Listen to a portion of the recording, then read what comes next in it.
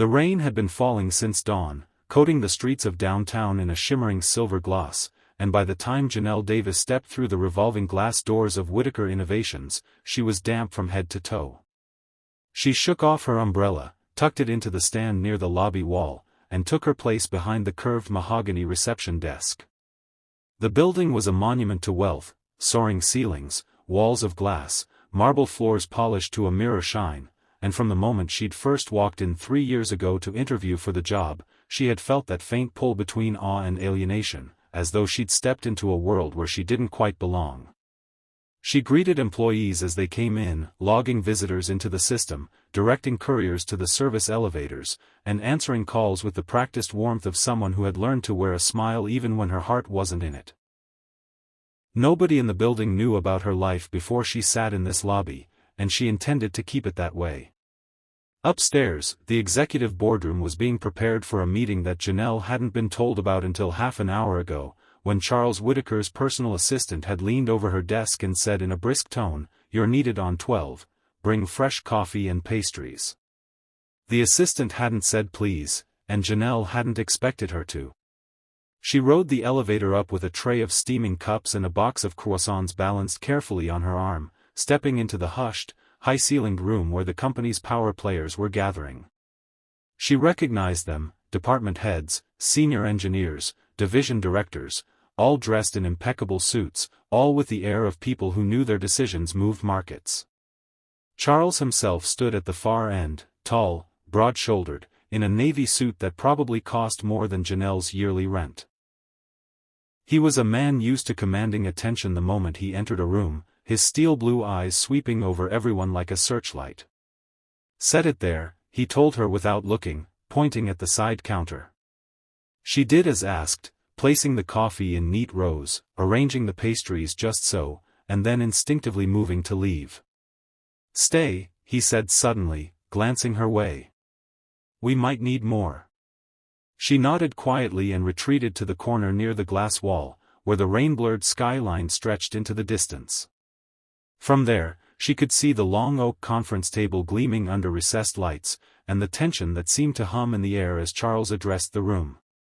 "We've been at this for 6 months, he began, his voice smooth but edged with frustration. "The shard protocol is almost ready, but the final encryption lock, the adaptive cipher, has resisted every attempt we've made. We've thrown the best minds at it. We've hired outside consultants.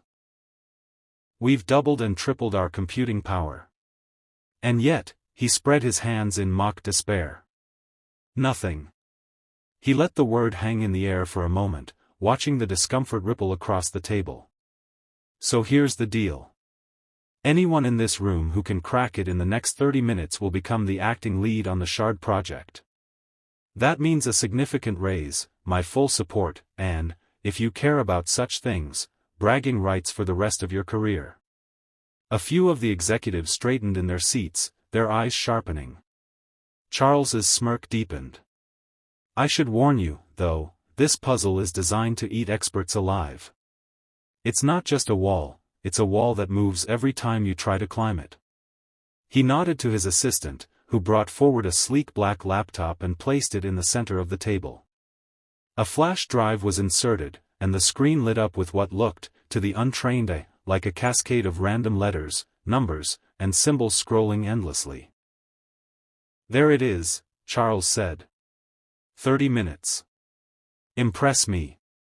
Laptops were opened, notepads were pulled out, and the room fell into the clicking and tapping of urgent work. From her post by the window, Janelle sipped a coffee she'd quietly poured for herself, her eyes drifting to the nearest screen. She hadn't meant to study it, but the patterns leapt at her almost immediately, the faint repetition buried in the chaos, the mathematical rhythm hidden under the noise. Most people would see nonsense, she saw structure.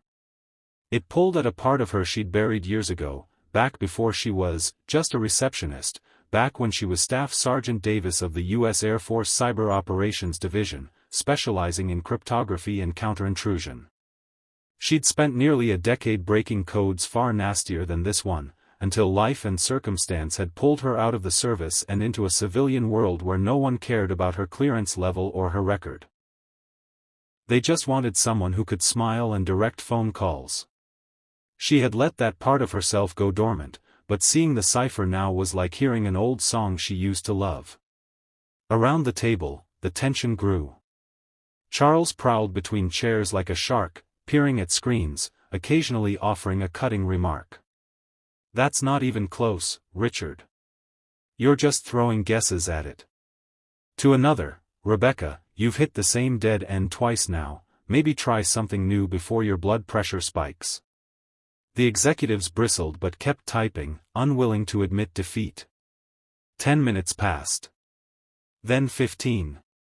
The rain outside turned heavier, streaking the glass with long silver lines. Finally, Janelle set her cup down and stepped forward. "Excuse me, Mr. Whittaker?" He turned toward her, eyebrow arched. "Yes, Janelle? We're a little busy here." "I think I can solve it," she said evenly. For a moment, the room was silent. Then someone snorted. A few others chuckled under their breath. "You?" Charles's tone was one of amused disbelief. "This isn't, no offense, reception work. This is an encryption problem so advanced my top engineers can't crack it." "You said anyone in this room who solves it gets the lead," she reminded him. His smile was condescending. "That's true. I did say anyone." He gestured toward the laptop. "Be my guest. But when you find yourself staring at it in confusion like everyone else, I'll expect you to go back to making sure the coffee is hot." Janelle ignored the laughter and took the seat in front of the laptop.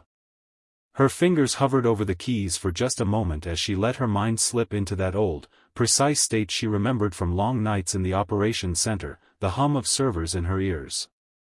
The cipher was indeed adaptive, changing its parameters with every failed attempt, creating illusions of progress before slamming doors shut. But it was also overconfident. The pattern of prime numbers embedded deep in its logic was subtle but exploitable, if you could anticipate the changes before they happened.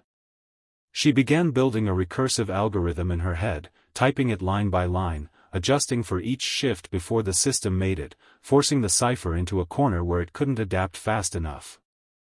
The room was quiet now, all eyes on her.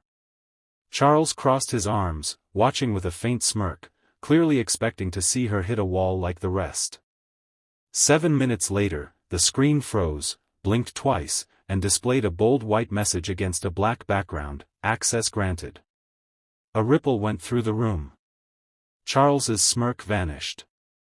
"What the hell," he muttered, leaning forward to see for himself. The encryption lock was gone. The shard protocol's final stage was laid bare, ready to be integrated into the system. Janelle leaned back, calm. "It wasn't that hard once you saw the prime sequence pattern. Whoever wrote it left a trail." Several executives stared at her in open disbelief. Charles looked from the screen to her, something new in his eyes, respect, tinged with curiosity. "Janelle Davis," he said slowly, "we need to have a conversation about your future here." She gave him a small, almost amused smile, picked up her coffee, and stood.